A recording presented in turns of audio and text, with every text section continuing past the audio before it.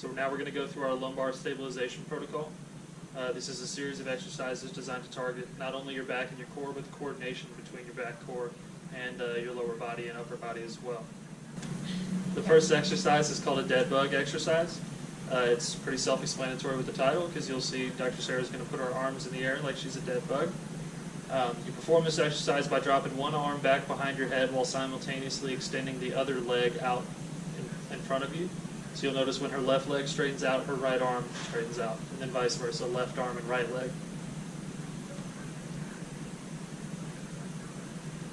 This one is near the top of the list as far as the order in which you do these, because this is going to wake up that cross-communication pathways between the left leg, right arm, right leg, left arm. Second exercise is also performed in this same position, which is the supine position. It's called a bridge. At its lowest level, you keep your feet and your shoulders on the ground, and you try to lift your hips straight up into the air until your shoulders, your hips, and your knees, all make one straight line. You hold it for 1 to 2 seconds, and then you lower yourself back down. If this simple bridge is too easy for you and you're looking for a way to kick it up a notch, you can round out your shoulders to make it more difficult. You accomplish this by putting your hands together in front of your chest and then reaching out in front of you towards the sky. That rounds out your base, makes you slightly more wobbly, makes the exercise that much more difficult. After those two exercises, which are performed supine, we're going to flip her over onto her stomach into a prone position. The remainder of the exercises are going to be performed from this position until we get to the very end. This first exercise is called a prone press-up. Her hips and lower legs will remain in contact with the table.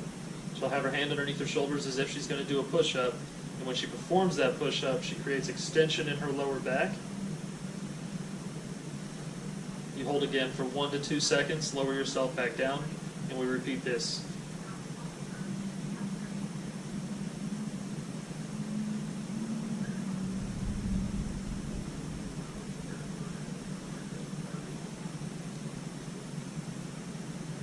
Okay, the next exercise that we're going to do from this prone position we'll call the Superman.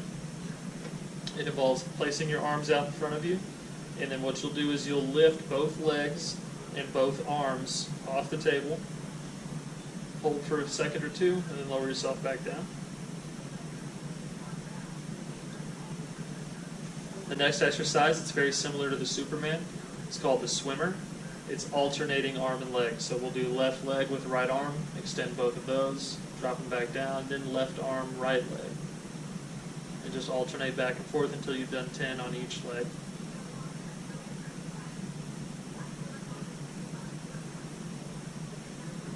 Next exercise we're going to do is performed from a quadruped position, so on hands and knees.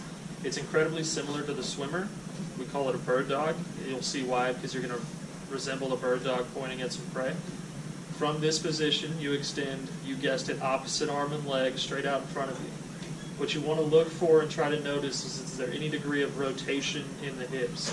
So someone who has a weak core or is unstable for any reason will compensate by turning their hips greatly in order to maintain their balance. As long as you're keeping those hips level, you're in good form. So you can tell right there, looks good. When she goes to her other leg, it looks good. Exaggerate the hip turn for her. You can tell someone's cheating when like that. So you see how much her glute on that left side rose up in the air. Same thing on the right side. You want everything to remain completely level, completely flat. The next exercise we're going to work on is called a plank. The modified version of the plank is from your elbows and from your knees. So everyone should start in this position. Drop your hips a little bit. You want to keep the hips relatively low. You're supporting your entire body weight on elbows and knees.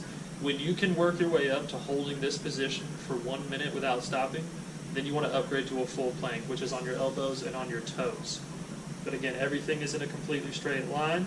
As soon as you feel your form deteriorating, so as you get tired, your hips are going to do one of two things. They're either going to raise real high up in the air because they're getting tired, or they're going to sink down real low until they're almost touching the table.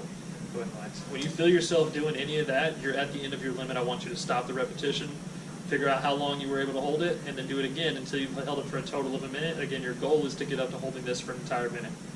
After you performed a regular plank, we're going to move on to side planks. So Dr. Sarah here is going to lay on her right side on a bent elbow. Your anchor point then becomes your right elbow and basically the outside of the heel and the ankle on your right leg.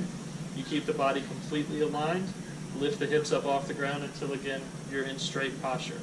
You hold for however long you can, up to a total of a minute.